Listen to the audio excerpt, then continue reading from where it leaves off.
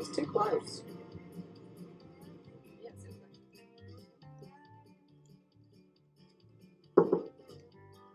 Hi. I had a note in my box. You wanted to see me? Yeah, come on in. Have a seat.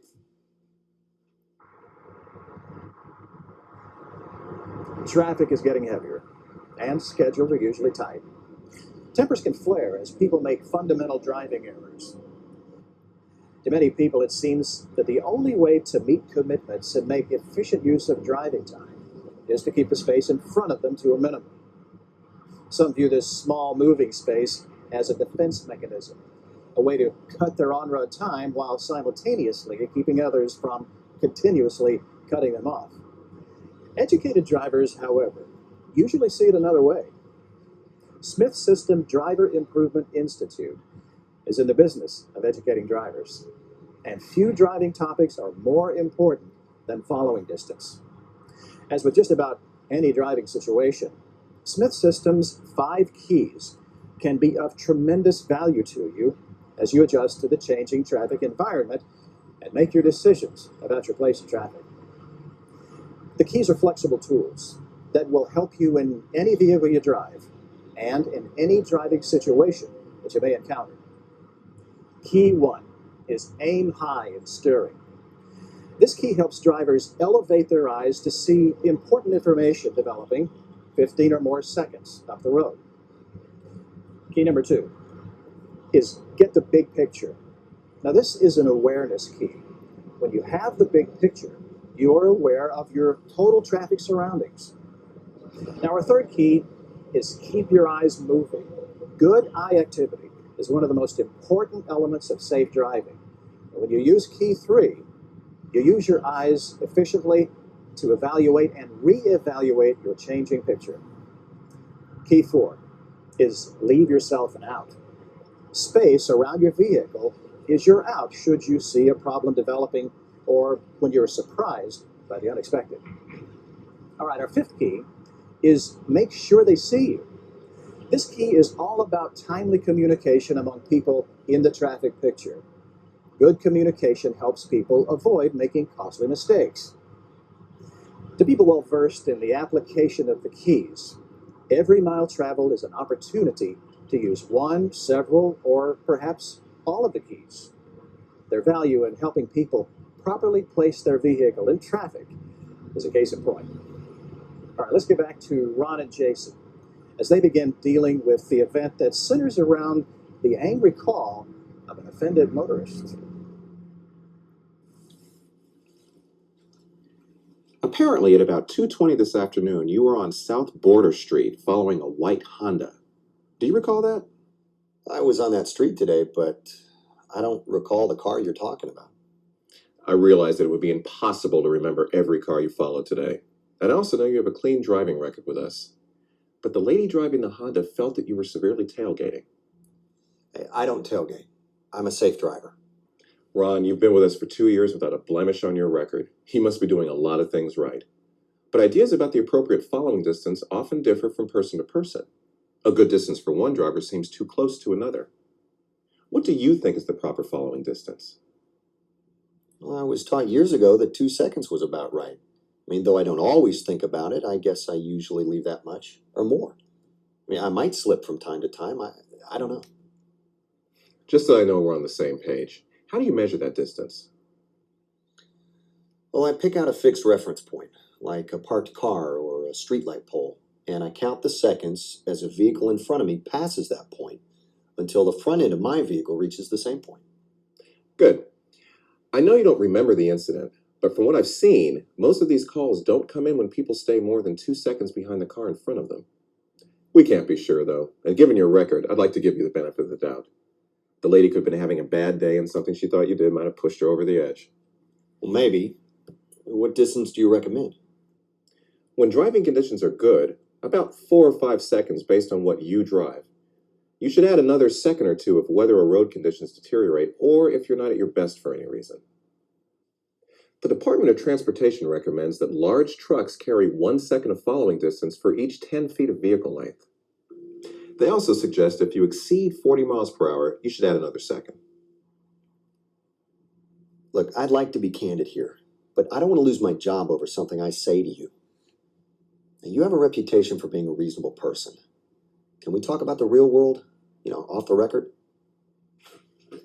My job is helping people stay out of harm's way. This discussion's about keeping you safe, not about taking your job from you. Unless you tell me you're breaking a law or flaunting company policy, it'll be between us. I'll record that we talked about the phone call and following distance in this meeting, but that'll be all. Thanks. Look, nothing personal, but it seems to me that there are three major factors that make your recommendations impractical. Now, first of all, traffic is heavier than ever. It's almost impossible to get and keep that kind of space. Second, I've always got plenty to do. I mean, more often than not, I'm running behind schedule. If I have to stay that far back, I'm going to be asking for people to cut me off all day long. And my final objection is that some people cut in and then slow down. I mean, that's not just irritating, it's time consuming. Look, the fact is, I can't maintain both that kind of distance and my schedule. I mean, one or the other is going to have to give. At 2 seconds, some cut in, but I keep most of them out. And it seems like a fair compromise. And like you said, I have a good record. Like many other drivers, Ron apparently sees good following distance as an obstacle to getting his job done. We don't think so. But we'll get to that in just a few minutes. Now, among the things Ron might not have considered is the danger he runs when he deliberately compresses the space between his vehicle and the vehicle he is following. Gina Tedesco will tell us more.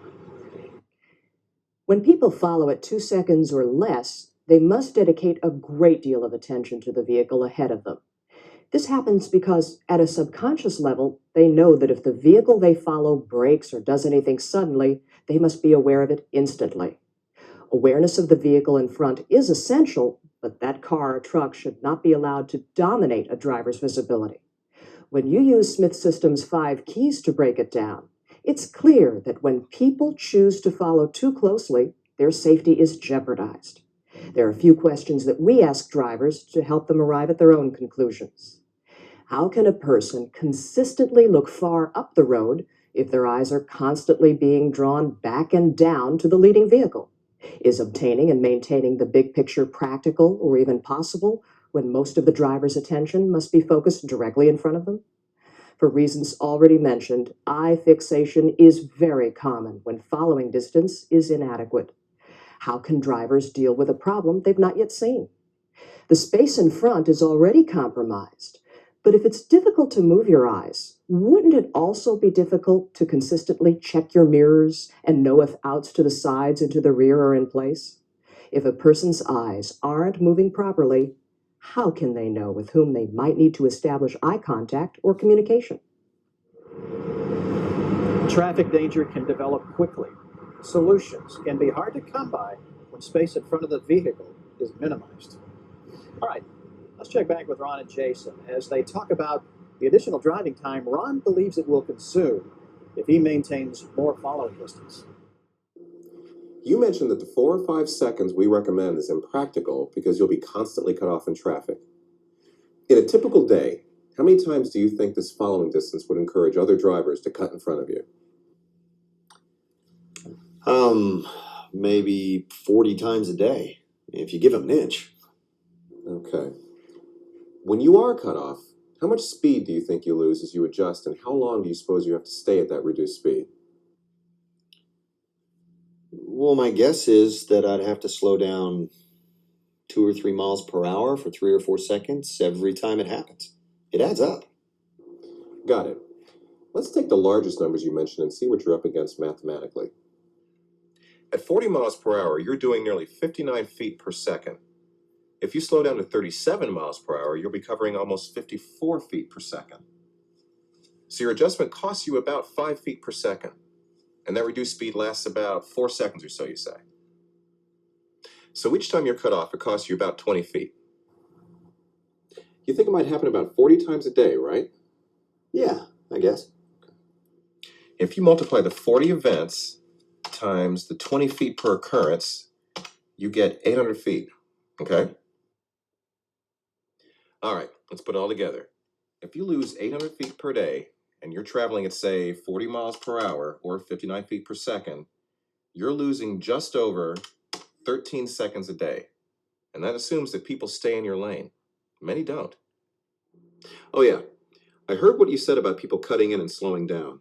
When that happens, and keep in mind that it happens at 2 seconds as well as 4, you can either be patient until they cut out again, or, if permitted, make a safe lane change and move on by them.